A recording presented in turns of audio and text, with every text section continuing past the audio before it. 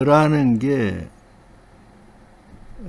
별하는 그 곡식이 우주인이 자신의 별에서 지구로 가져왔다는 그런 이야기를 하려고 그래요.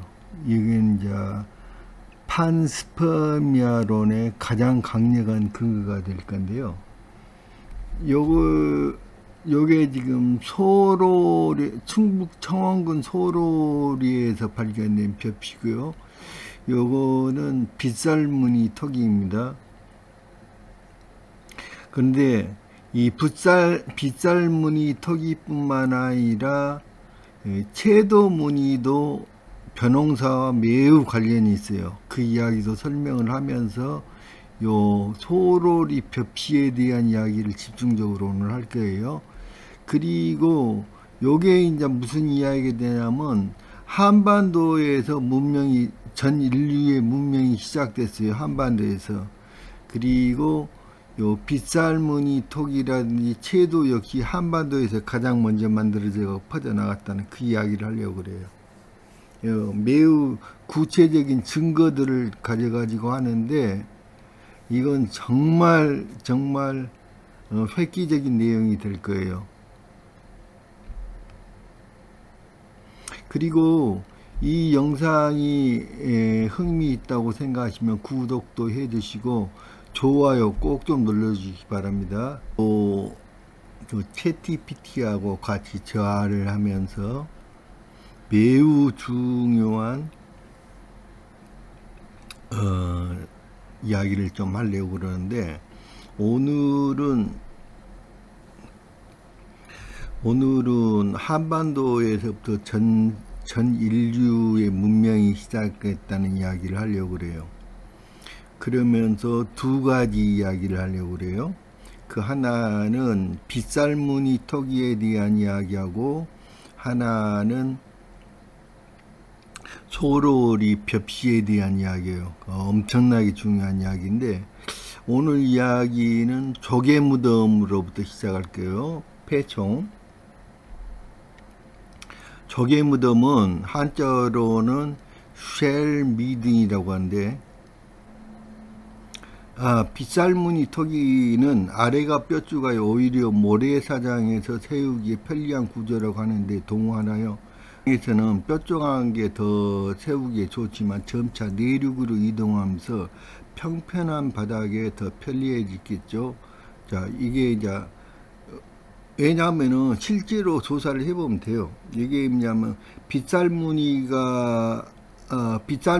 토기는 토기 안에가 모래가 상당히 많이 섞였어요. 그런데 점차로 이렇게 바닥으로 내륙 쪽으로 이동하면서 모래 성분이 거의 안 나타나요. 실제로 토기에가 모래 성분이 많이 섞여 있다고 여기. 그래서 이렇게 이동을 하면서 그랬구나. 그걸 금방 알 수 있어요. 그러니까 그 빗살무늬 토기는 첨저형이야. 뼈주간 바닥이 뼈주간이 생겨서 그리고 이제 평저형 토기로 이동한 변화가 일어났어. 실제로. 그러니까 바닷가 모래사장에서는 뼈주간 토기가 세울 때 훨씬 유리하다고. 실제로 그래요. 그게 보면은 조각들을 막 나온 거 보면은 훨씬 모래가 많이 섞여 있어요.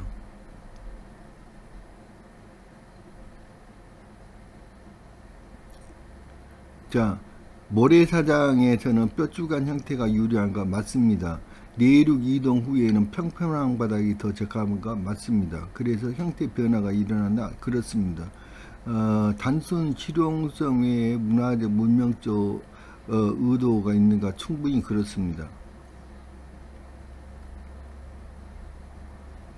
현재 한반도로부터 한반도 남부로 세계적으로 빗살무늬가 확산되었다고 보는 게 정설인가요?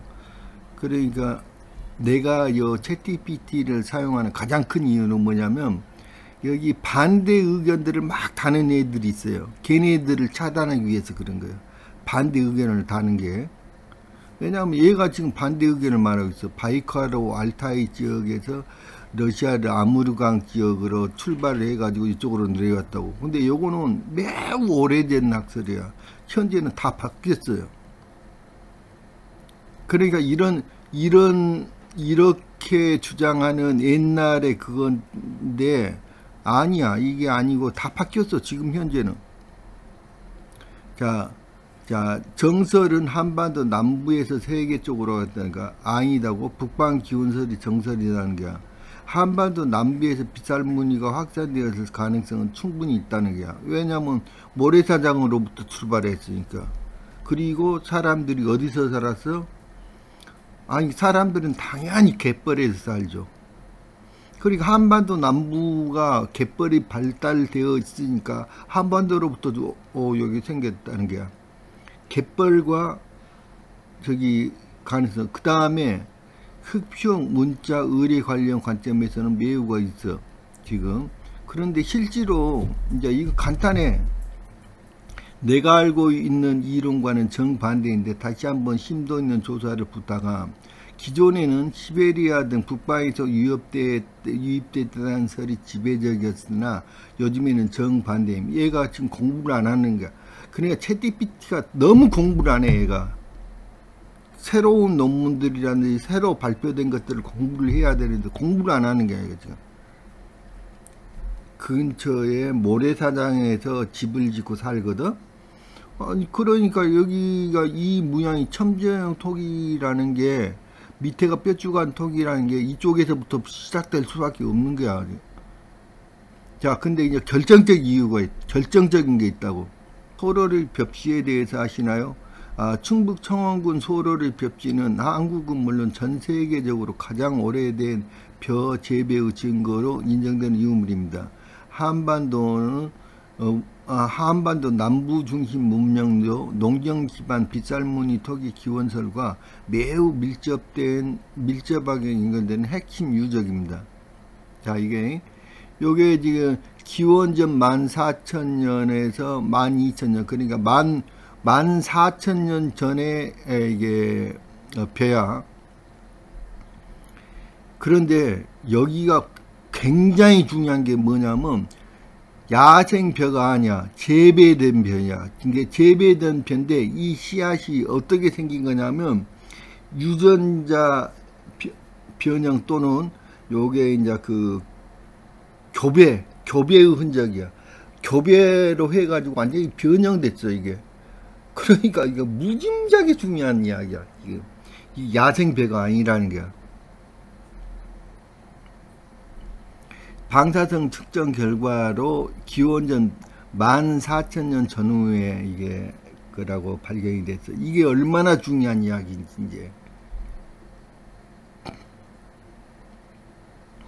자, 이게 14,000년 전의 벽시는 한민족의 선문명의 가장 강력한 증거가. 그러니까 여기에서 논농사가 시작됐다는 거는 무지무지하게 중요한 이야기야 지금. 야생벼가 있기는 있대. 지금 야생벼가 있긴 한데 야생벼는 이게 나달이 떨어져 버려. 금방 떨어져 버려. 그래갖고 실질적으로 먹을 수가 없어. 사람이 조리가 어려워. 자, 벼알이 매우 작고 딱딱하면 껍질이 두꺼움. 그러니까 현재 우리가 먹는 쌀하고는 차원이 너무너무 다른 거야 이거. 그런데 벼농사는 기존의 밭농사에 비해서 매우 고도 기술이 필요한데 어떻게 자연인이 이 기술을 체득할 수가 있었죠? 자, 이 질문은 농경 문명의 기원 전체를 흔드는 본질적인 질문이며 벼농사라는 시스템 자체가 얼마나 고도 문명적 기획이 필요한지 정주하는 지적입니다. 벼농사는 절대로 우연한 인간 채집 활동에서 탄생할 수 없는 수준의 고급 농업 기술이며 따라서 그것이 전수되었거나 또는 선지식에 의해 설계된 것일 가능성이 큽니다. 자, 물 조정 능력. 노는 물이 차 있어야 하고 그것을 시기별로 채우고 빼야 함. 수학적 지식이 필요하다. 토양 조성. 배수가 너무 잘 되면 벼가 말라지고 너무 나쁘면 썩음. 토양 물리학 경험 후 누적이 필요하다. 그다음 야생변은 수확이 불가능하고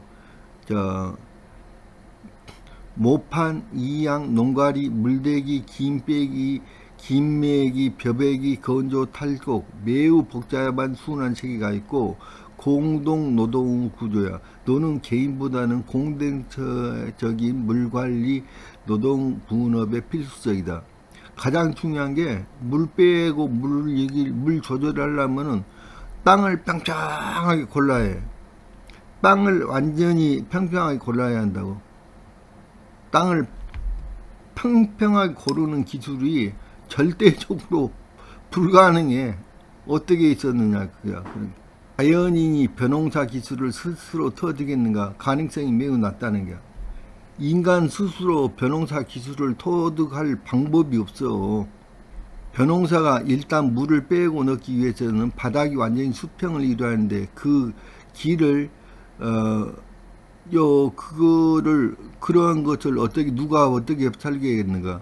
이거는 자연인이 절대로 이거는 이게 수로를 만들고 이렇게 수로를 만들고 거기다 물 대고 이런 것들이 절대로 안 돼. 그런 게. 이게 벼농사의 핵심 구조는 물이 고이돼 썩지 않고 넘치지도 말아야 한다. 근데 그거를 어마어마하게 어려운 기술인데 논 전체가 완전히 평평해야 해. 그렇지 않으면 고랑 이랑이 생김. 고난도 기술이고 관계 숨은 수로를 열어 적정 높이까지 물을 끓여들이고 그러니까 이 난이도가 고난이 기술이야. 전부 다 여기 고난도 중상 고난도 기술이야. 물을 어디로 빼가지고 어느 쪽으로 흐르게 만들까 이런 것들이 무지무지한 기술 없이는 불가능하다. 기초적인 과학, 기하학, 토목공학, 수문학의 통합적 이해 없이는 불가능해. 야, 그런데 이 시기가 어떤 시기야? 밭농사도 시작되지 않은 시기에 돈농사를 먼저 지었다는 게 이게 말이 되냐고. 무지무지하게 중요한 이야기예요. 이거. 청동기 초기 철기 시대의 논에서 수로 높이가 1 내지 2cm 단위로 조정되어 있음을 발견됨. 실제로 이게 발견됐어. 논의 형태가 창녕 개성리 논 능력에서 진주 대평리 유적 등에서 1 내지 2cm로 골고루 만들었다고. 땅을 평평하게 했다고. 이게 절대 수평 개념을 이미 이해하고 실현했음을 의미해. 자, 벼농사에서 중요한 건 논을 고르게 만드는 것이다. 수로는 조금만 기울어도 물이 넘치거나 모이지 않는다. 수평을 맞추는 일은 지금도 레이저나 GPS 없이는 쉽지 않다. 농업기술센터 토양관계 담당자의 실제 인터뷰. 수천 년 전에 고대인들이 수평농가 수로를 만들었다는 것은 이거는 단순히 수렵 채집인이 아니었음을 입증한다. 물처럼 평평한 논을 만드는 법을 인간이 자연스럽게 알 수 있는가? 이건 어렵다는 게 절대로 어려워. 수로를 정확히 조성하려면 무엇이 필요한가? 수평을 감지하는 도구가 있었고 기준점 개념이 있어야 하고 물 흐름에 대한 이해 등이 있어야 해. 이런 지식을 어떻게 알았냐고. 인간이 발명했기보다는 이미 알고 있었거나 외부로부터 전수받았을 가능성이 크다. 누가 어떻게 전수했는가? 섬 문명이 지금 현재보다 훨씬 더 오래된 문명이 또는 외계 지식이 전달자가 논리적으로 구조적으로 일치한다. 한당고기 삼국사기 등에서는 당군 시대에 수리공사를 벌였다는 기록이 존재한다. 수로신이 산해경에는 하백이라는 수로신이 등장하며 물길을 다스린 자로 신격화됨. 수메르 신화에는 엔키는 수로와 관계를 인간에게 가르친 신이라고 되어 있죠. 물이 흐르는 법을 인간이 배웠다고 묘사한 점과 일치한다. 농사에서 정확한 수평 수로 설계가 필수적인가? 예. 왜냐하면 물을 계속 끌어와가지고 대야 되니까. 자연 상태에서 인간이 이 기술을 개발할 수 있었는가? 거의 불가능. 그러면 그 기술은 어떻게 생겼는가? 선문명 또는 외부 전수에 의한 가능성이 매우 높음. 벼농사는 단순 농사가 아닌가? 아니다. 고도 수리공학이 내장된 정밀 농업 시스템이다. 벼농사는 단위 면적당 수확량이 가장 많은 작물 아닌가요? 맞아요. 단위 면적당 가장 많은 수확량을 내는 게 벼농사예요. 자, 여기 보세요. 벼는 5천에서 10,000kg, 헥타르당 5천에서 10,000kg의 수확량이 나와. 그런데 밀은 2천에서 4,000kg 똑같은 헥타르에서, 보리는 1,800에서 3,500, 수수는 1,500에서 3,000, 그 다음에 옥수수는 4,000에서 8,000, 옥수수가 꽤나 많네. 콩은 1,000에서 2,000, 감자는 10,000에서 25,000kg. 그런데 수확량은 높으나 수분이 많고 보관이 불리함. 감자는 매우 보관이 어려운 거예요. 짝이 나버리거든. 그러니까 여기 이것에 비해서 곡물 중에서 수확량이 최고 수준이야. 조절이 핵심이라서 아무 데서나 벼를 재배할 수가 없음. 그러니까 매우 높은 지식을 가지고 있어야 해. 이게. 그런데 더 웃기는 게 한반도에서 농경문화, 특히 벽시가 가장 발달되어 있다는 것은 빗살무늬 토기와 매우 관련이 깊은 것이죠. 정확하고 핵심을 찌른 통찰입니다. 빗살무늬 토기가 바로 여기 그것 관련돼 있어. 지금 벼농사하고. 빗살무늬 토기는 이제 곡물의 저장 기능도 있지만은 조리도구에 있단 말이야. 그래서 문자, 주술, 천문적 기능도 가지고 있었어. 벼나 조 같은 곡물은 건조 발효를 필요로 함. 빗살무늬 토기 안에서 곡물의 전분과 껍질, 가루 흔적이 검출됐다. 그래서 직접 이제 빗살무늬 토기가 이것과 매우 관련이 있어.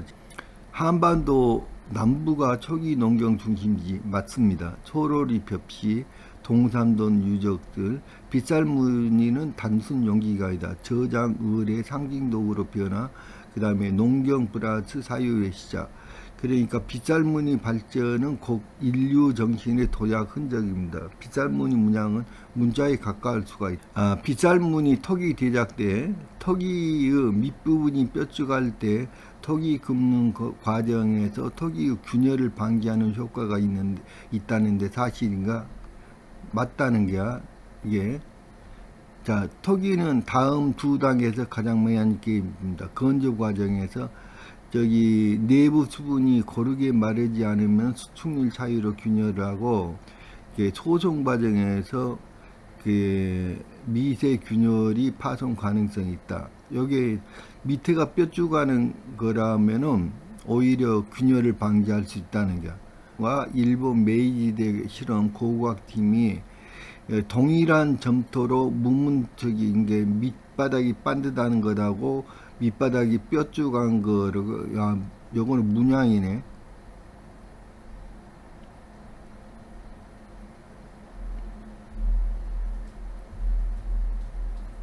를 벽시고요. 요거는 여기 이제 요거는 어디에서 나온 자료냐면 여기 우리 이제 국립박물관에서 나온 자료예요. 그런데 요건 채도운이고 채도에 그려진 그림들이고, 여기가 이제 빗살무늬 토기에 있는 여기 빗살무늬예요. 무늬들인데 요것과 요 빗살무늬의 토기에 그려진 이 문양들과 채도에 그려진 문양들이 똑같은 의미라는 거야. 요거는 뭐 땅으로 스며드는 물이고, 요거는 하늘에 있는 구름을 표현한 거고, 여기는 비가 내린 걸 표현하고, 똑같다는 게 이 구도가. 그러니까 이 설명이 똑같다는 것은 이러한 채도하고 이 빗살무늬 토기가 한 지역에서 동시에 퍼져나갔을 가능성이 있다는 이야기예요. 똑같아, 내용이. 여기서부터 요 그림 그리는 과정과 여기 과정이 똑같은데, 요거는 추상적으로 그려진 거고 요거는 사실적으로 그려진 거야. 그런데 이 사실적인 것과 이쪽에 그림을 그려놓은 게 똑같다는 거야. 하늘의 물을 표현하고, 이제 비가, 구름을 표현하고, 그 다음에 비가 내리는 것을 필요하고, 이게 바닥에 있는 물이 이제 바닥으로 들어가는 법하고, 지하수로 흘러 들어가는 걸 표현하고, 이게 똑같다는 거야. 이건 이제 제가 연구한 게 아니라 국립박물관에서 연구한 거예요. 대한민국 국립박물관에서. 그래서, 그리고, 이것도 마찬가지고, 이것도 마찬가지로, 동시에 무슨 이야기를 하고 있냐면, 야, 이게, 벼농사와 관련됐다는 이야기예요. 둘 다. 근데, 아니, 벼농사와 관련돼 있다는 이야기야, 지금, 이게. 둘 다. 왜냐면, 벼농사처럼 물이 중요한 게 없어. 물론, 다른 농사도, 천연적으로 비가 오고 그러지만은, 이건 벼농사는 특히나, 강수량이 많이 필요한 거야. 비가 많이 필요한 거야, 비가. 왜냐면은, 다른 곡물에 비해서 훨씬 더, 물이 많이 필요한 거라고. 물 속에서 자라는 거기 때문에. 빗살무늬 토기와 채도무늬는 모두 비를 기원하는 의식과 연결된 토기야. 중앙박물관에서 제시한 거야, 이게. 그러면은 똑같은 이런 거라면 양식을 달리해가지고 한 군데서 퍼져나간 거 아니냐, 이런 얘기야 지금. 내 생각은 그렇다는 거야. 그래서 빗살무늬 토기와 채도 루트가 유일하게 겹치는 지역이 어딘 줄 아느냐. 그러니까 얘가 지금 못하고 있어가지고 그림만 나 그려달라고 했어. 점선으로 요구한 게 바로 채도 무늬 루트야. 채도 무늬가 이렇게 연결돼 있어. 그런데 여기 빗살무늬 토기 루트하고 요 지점, 여기 화살표로 표현된 이 지점이 어디냐면 여기가 홍산 근처야. 바로 여기 지역에서 흑표 저기가 발견된 거야. 흑표 그 신전이, 흑표기 묻힌 신전 여기 근처에서 발견된 건데, 바로 이 지점이 바로 여기라는 거야. 그래서 여기가 두 개가 딱 접히는 곳이 유일한 곳이야, 세계에서. 여기가. 그런데 내가 지금 붉은 선이 채도 루트인가? 그러니까 채도 루트와 빗살무늬 루트 시작된 화살표로 된 곳이 흑표 신전이 발견된 곳이. 지금 내가 하나는 발이 3개 달렸죠. 흑표인데 발이 3개 달린 그릇이고, 요건 흑표인데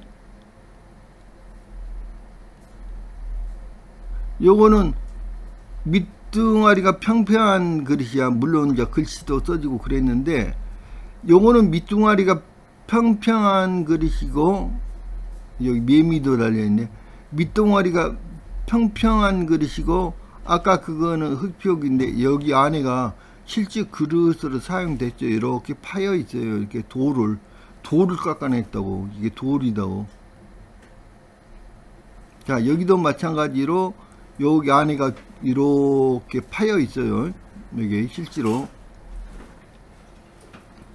이 돌을 깎아내는데, 요것의 형태의 주목이라고 그랬어 내가. 자, 요거는 빗살무늬 토기가 발달 과정에서 이렇게 생기네요. 빗살무늬 토기 형태예요. 요거는 채도 문명의 토기 형태예요. 그런데 이 두 가지 형태가 동시에 나온다고. 이 지역에서, 흑표역에서 바리가 이렇게, 여기 분명히 빗살무늬 형태였는데 여기에 나중에 다리가 3개가 생겨, 밑에가. 자, 이게 한국에만 있는 게 이런 것들이. 그리고 나는 요렇게 생긴 빗살무늬 요거를 무지무지하게 큰 거, 요거는 지금 형태가 빗살무늬가 아니고 요 옆에 게 이렇게 굉장히 커졌잖아, 다리가. 근데 실제로 빗살무늬, 완전히 빗살무늬 톡이 완전 형태인데 요 밑에가 조그만 발이 3개가 달린 거를 내가 직접 봤어. 응? 직접 봤어요. 그 빗살무늬 토기에서 이런 형태가 나온 거야. 그런데 이런 형태가 이 문명이 중국의 상나라의 이런 거라든지 보면은 전부 다 이 형태가 어떤 형태냐, 철기나 청동기 문명에서, 청동기 문명이 이제 전부 다 이런 형태가 되는 거야. 중국의 청동기 문명을 보면은 술자이라든지 이런 게 전부 다 어떤 형태냐면 형태가 매우 중요한 거예요. 상나라 유물이라든지 이런 유물들의 형태가 이런 형태야. 전부 다 여기 길쭉하게 이제 나와. 그래가지고 술자이라든지 그게 전부 다 다리가 3개 이렇게 생겼어. 어?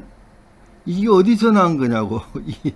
이 문명이. 그러니까 형태라는 게 여러분들 형태의 어떤 그런 것들이 안 바뀌는 거야. 절대 안 바뀌는 거야 이게. 그래서 미술을 공부해야 해. 형태 안 바뀌는 거야 절대로.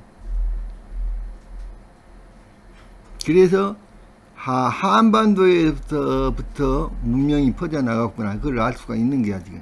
요게 이제 무슨 말이냐면, 벽시는 소로리 벽시라는 거는 자연종이 아니고요, 인공 교배로 만들어진 벽시예요.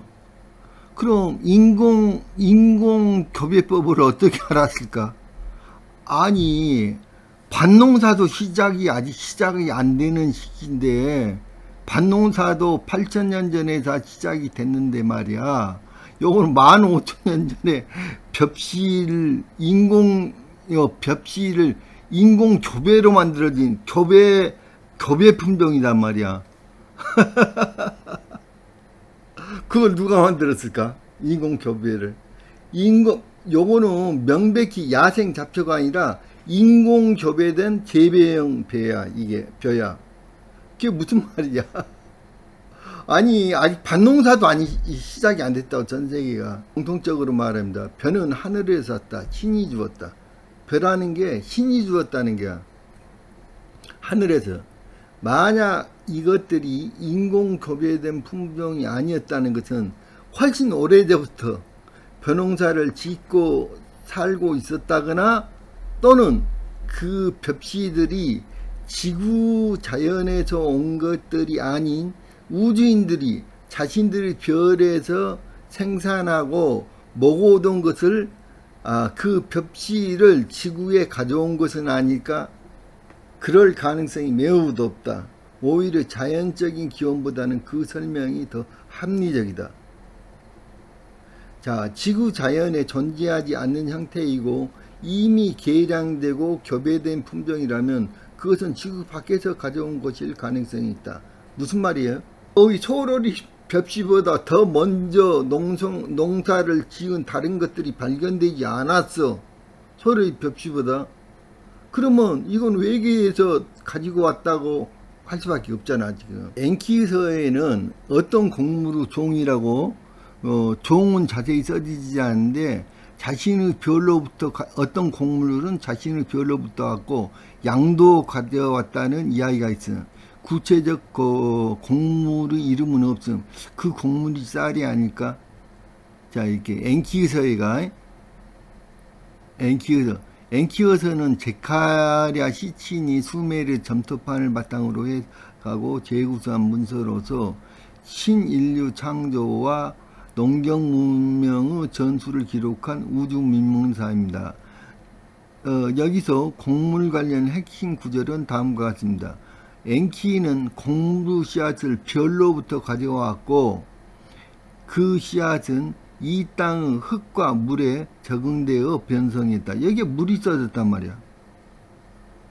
그래서 이게 벼일 가능성이 있다는 게 가장 크다는 게, 양과 염소를 벼의 땅에서 데려왔고 사람들에게 그것들을 기르고 번식하도록 가르쳤다. 요거는 엔키서에 써진 거예요. 관찰 1. 곡물은 지구산이 아니라 니비루란 별에서 온 자들이니까 지구에서 진화된 식물이 아닌 엔키 별에서 가져온 종자라고 명시. 이 곡물 자체가 이식된 생명체임. 관찰.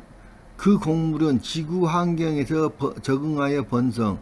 이는 야생 식물이 아니라 인공 개량된 상태였음을 암시. 마치 쌀처럼 습지와 고온 다습한 조건에서만 자라는 특수 작물을 지칭한 것으로 해석 가능. 수메르에는 지금 수메르에서는 쌀이라는 품종이 없었어요. 왜 벼로 추정하는가? 이게 중요한 부분입니다. 왜 보리나 밀이 아니라 쌀일 가능성이 높은지 그 이유를 정리합니다. 그 서아시아 재배 역사에서는 그 고대 메소포타미아에서 이미 야생종이 확인됐어요. 보리와 밀은. 그러니까 뭐냐면 보리와 밀은 야생종이고요. 야생종이 많고, 그리고 그거는 야생 상태에서도 수확이 가능해요. 근데 쌀은 수확이 불가능해. 야생 상태 다 떨어져 버려, 나달에. 그리고 나달 껍질이 매우 두껍고 안에 알맹이는 너무 매우 작아. 그래서 이거는 뭐 어떻게 쓸 방법이 없는 거예요, 쌀이. 그리고 야생 쌀은 수메르 지역에 없어. 벼는 수메르 기후와 맞지 않음. 그 다음에 종자 보급 경로, 지중해, 유럽 확산, 이렇게 이제 밀은 이쪽에 있는데, 한반도, 중국 남부, 동아시아로 퍼진 여기 벼는 수메르 기원이라고 보기가 어려움. 이쪽에 수메르에서 이쪽으로 어디 안 했으니까 없으니까 이쪽에서는. 그 다음에 자연종 존재 여부. 야생 보리는 밀은 있어. 근데 야생 벼는 식용이 불가능해. 벼는 명백한 인공종이야. 그 다음에 고대 신화 기록에 좋은 종 언급되는데, 이쪽에는 수메르 지역에는 없어. 하늘에서 온 곡물로 암시됨. 수메르 기록에는. 신화에서는 신의 선물로 표현돼. 벼라는 게. 우리 쌀밥을 뭐라고 하는 줄 알아요? 쌀밥을 이밥이라고 해요. 이밥이 무슨 뜻이야? 쌀밥을 이밥이라고 한다고. 동이족이, 이거 이족, 구이족이 먹는 밥이다, 그거예요, 쌀밥이. 그러니까 정확히 일치하잖아, 지금. 지금은 세계에서 가장 널리 퍼진 곡물인 벼일 가능성이 가장 높다는 거야. 메소포타미아 지역에는 존재하지 않아, 이게. 엔키는 물과 생명의 신이야. 엔키는 물과 생명의 신인데, 너는 물이 필요한 작물의 정수다. 벼는 물속에서 자라는 곡물. 그러니까 엔키의 특성과 정확히 부합해. 자, 인간에게 농사와 지혜를 전수, 가장 고차원적 기술인 수로 설계와 벼농사를 가르친 것이 그 상징적인 역할이다. 자, 중국의 신농시, 한국의 한웅, 일본의 니니기, 인도 브리하스파티 모두 곡물의 씨앗과 비를 다루는 신들로 묘사됨. 이는 엔키의 현신 또는 기억일 가능성. 야, 이게 또 뭐하고 관련되냐면, 여기 요거는 비하고 직접 관련된 거야, 전부 다. 요게 바로 치유하고 관련되어 있어요. 그 묘족이라는 거는, 묘족은 자기의 조상을 치유라고 설명하는데, 치유는 비를 내려주는 신이에요. 천둥과 벼락의 신이기도 하면서, 보통 비가 오면서 천둥 벼락이 떨어지잖아요. 그러니까 비를 뿌리는 신이야. 그러니까 이건 치유와 곧바로 관련돼 있어. 그리고 묘족이라는 묘가 바로 쌀 농사를 짓는 모에서 나온 말이에요. 모내기 할 때 그 모에서 묘라는 이야기가 나온 거야. 결론, 엔키에서 곡물 벼일 가능성이 매우 높음. 지구 밖에서 가져왔다. 습한 조건에서만 자란다. 완전히 개량종이다. 수확 효율이 최고다. 전 세계적으로 확산되다. 벼농사는 물을 지배해야지 가능한 농법이다. 이 모든 조건에 만족하는 것은 벼밖에 없다는 거야. 그런데 또 엔키와 관련되어 있어. 특히 수메르 신화에서는 딜문이라는 곳에서 엔키와 안이 살았다고 하는데, 표현인데, 딜문을 밝은 땅이란 뜻이었고 미사일의 땅이라는 말도 있음. 즉 한국 신화에서 박달 땅이 바로 밝은 땅인데, 그게 바로 딜문하고 똑같단 말이야. 지금 딜문이 뭐야? 딜문. 자, 문이라는 게 영어 달이잖아. 그러니까 똑같네. 양달, 응달 할 때 땅이란 뜻이 있잖아요. 달이 하늘에 그 뜻도 있지만 박달 땅이야. 이게 밝은 땅.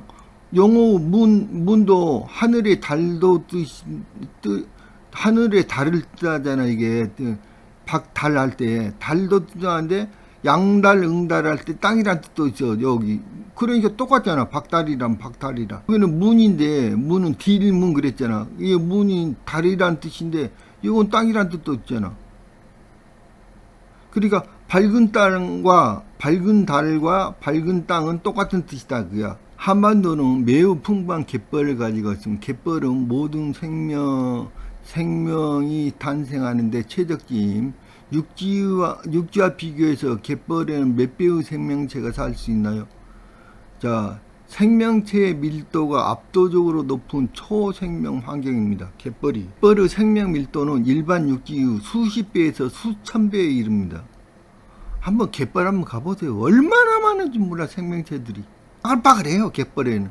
그러니까 먹을 게 많다는 거지 갯벌에서. 이세조류, 규조류 등은 갯벌 1g당 수백만 개체가 존재하고 무척부 동물계는 개, 조개, 개찌렁이 등이 엄청나게 존재하고 철새들, 어류, 산란장, 넙치, 숭어, 장어 등 수십 종이 산란하고 조개 종류 엄청나죠. 만약 인류가 인어에 가까운 수색 영장류였다면 갯벌에서 생활은 더 필수적이지 않아요. 자, 인류가 수색 영장류를 가설 핵심 원리는 뭐냐면 우선 인류는 털이 없어요.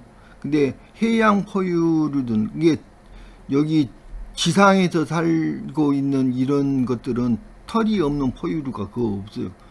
모든 지상에서 살고 있는 포유류는 털이 다 있어. 근데 인간은 털이 없어.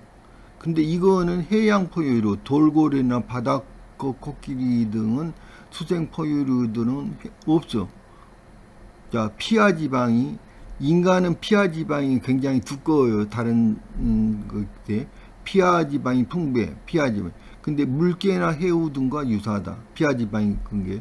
요것도 왜 피하 지방이 있냐면 물속에서 생활을 하려면은 이게 그 체온을 뺏기는 걸 방지하기 위해서 피하 지방이 두꺼워야 하는 거야. 직립보행, 수면이 머리를 메기 위해서 적응 가능성, 호흡 조절, 의식적으로 숨 참기가 가능하다고.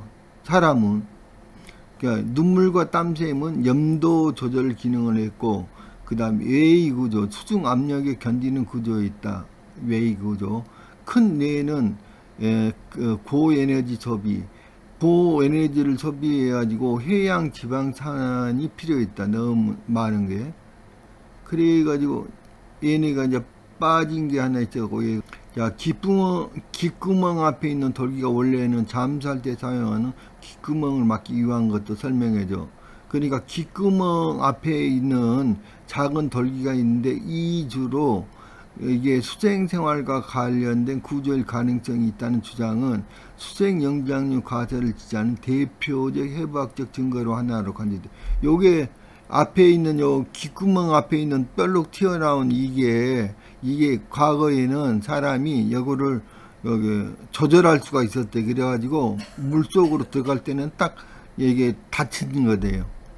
여기 이주라고 하는데 여기 귓구멍 앞쪽에 있는 거, 그 다음에 귓볼 뒤에 대칭 위치에 보조적 음향 조절을 하는 건데, 이게 실제적으로 바닷가에서 사는 종족은 겨울철에도 안정적인 먹이가 가능하며 하루 중 한두 시간만 일해도 식량이 해결돼. 고고학자 리처드 리의 칼라리 부시맨 연구를 포함한 전통 채집민 연구에 따르면 연안 채집민은 하루 평균이 2시간에서 4시간 정도 시간이 사용된다. 그 외에는 휴식, 사회활동, 예술, 의뢰, 관례 사용. 칼로리는 최소 1800에서 2000 칼로리 이상의 확보가 가능. 특히 해안 종족은 단위 노동당 열량 획득량이 육지의 2배 이상. 그런데 여기는 단순히 이 사람들은 연안 해 채집민이라고 했는데, 요거 우리나라처럼 이렇게 갯벌이 이렇게 풍부한 곳에서는 훨씬 시간이 적은 거야. 조개 같은 거는 무지무지하게 한두 시간 내에 엄청난 양을 수집 가능하니까 한겨울에 철에도 수집 가능하니까. 야, 농경 이전의 인류는 배고프지 않았다. 해안 채집은 오히려 더 풍족했으며 계절 변화에도 유리했다. 잉여 시간이 생기면 문화가 꽃핀다. 희화의 중심지는 늘 물 근처이다. 신화의 중심지는 무엇보다도 갈대로 엮어서 만든 집은 태양빛을 받을 수 있어서 동굴에서 사는 종족에 비해서 병균에 훨씬 노출이 덜 됨. 이거 너무 당연한 거 아니야. 이것은 최고의 면역 방어제. 즉 세계의 4대 문명 지역이 모두 큰 강과 바다가 만나는 지역임. 그 중에서도 한반도는 엄청나게 많은 이게 갯벌이 전 세계에서 이렇게 발달된 지역은 여기밖에 없어요. 물론 전 세계에 5개 여기 갯벌 지대가 있는데 한반도처럼 발달된 곳은 없어.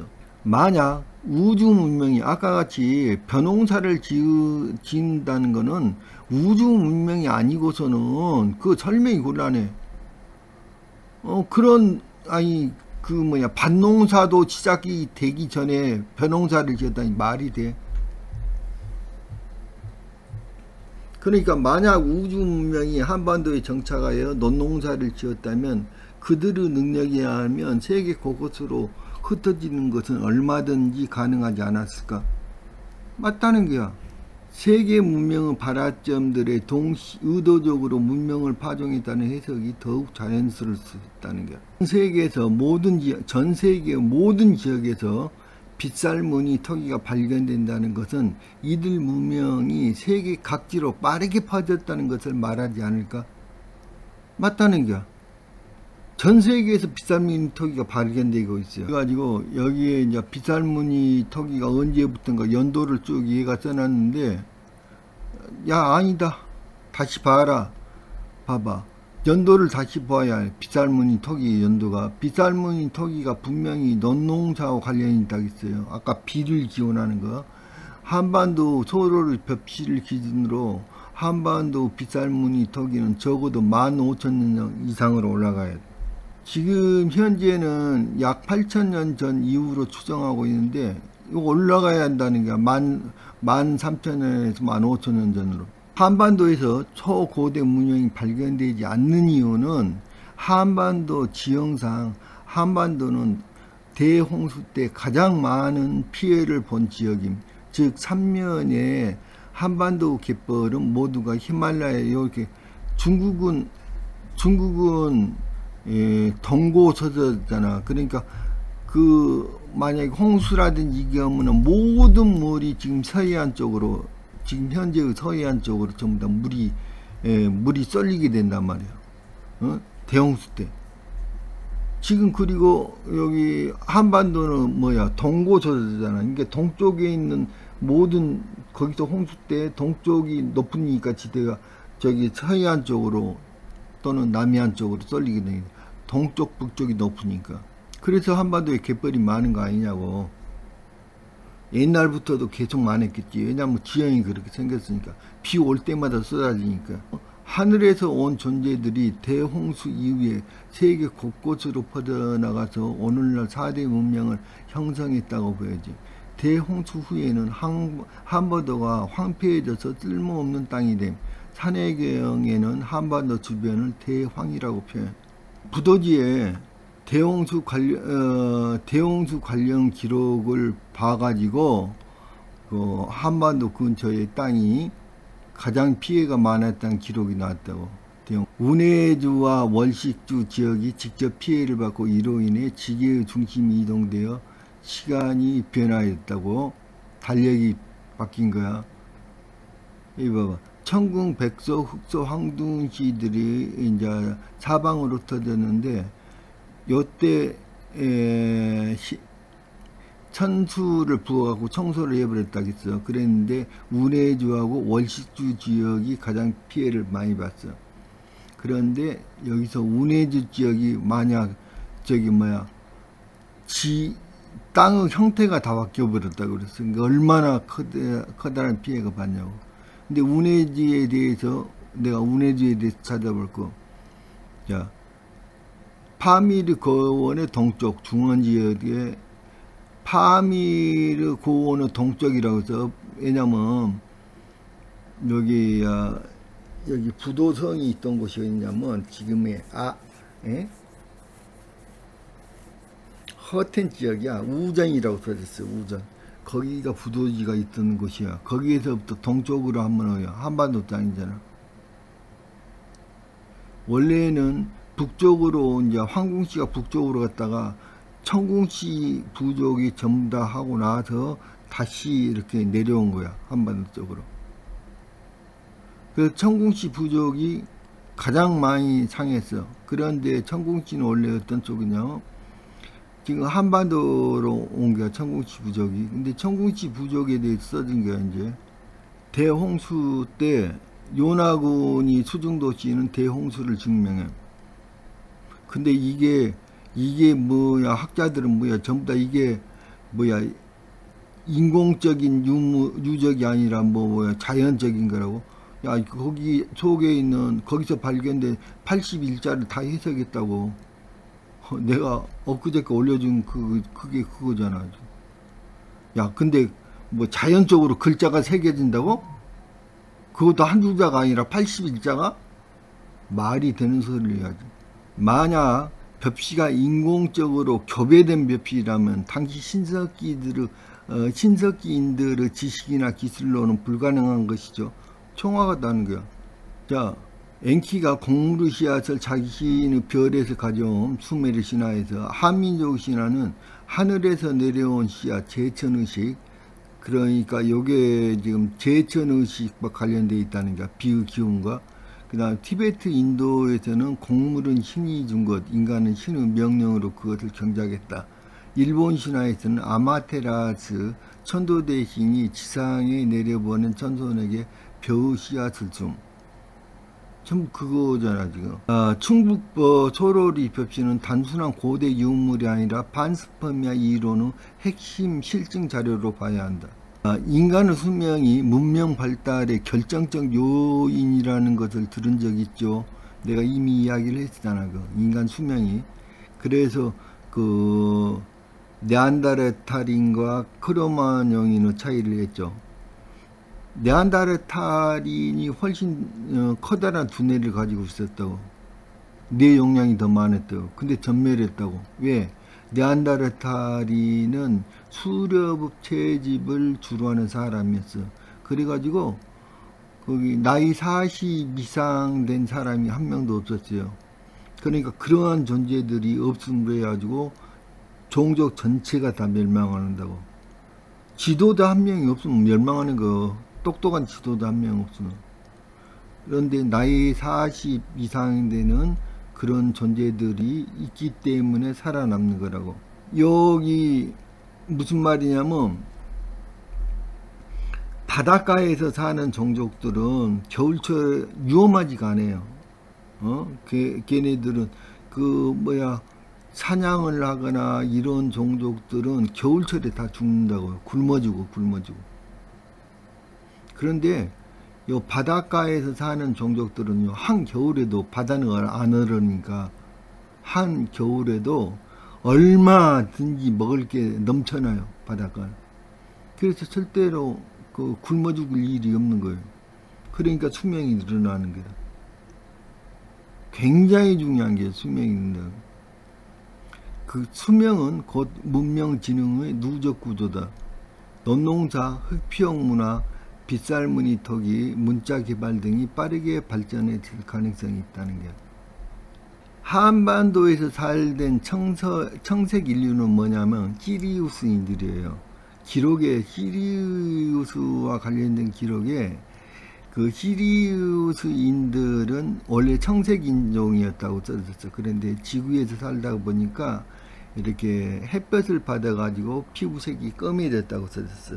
그게 바로 흑피역 이야기야. 그런데 그게 지금 그게 바로 몽고 반점 이야기예요 지금.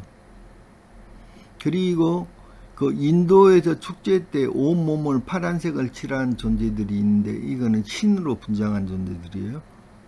그러니까 신의 특징이 전부 다 파란색 피부라고. 천궁이라는 명칭 자체가 푸른색 궁전 또는 푸른 지혜를 상징함. 한반도에서 살았던 천궁지는 부도지에 언급되는 선인 계열의 시적으로 보인다. 푸른 피우, 빛나는 기운을 가졌다고 표현돼.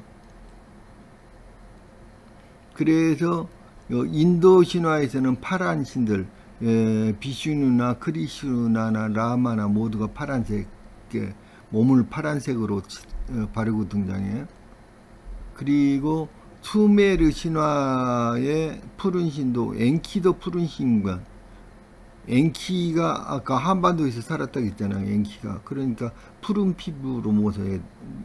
엔키의 대홍sun 생존자이며 곡물을 지구에 이 시간 존재로 등장한다.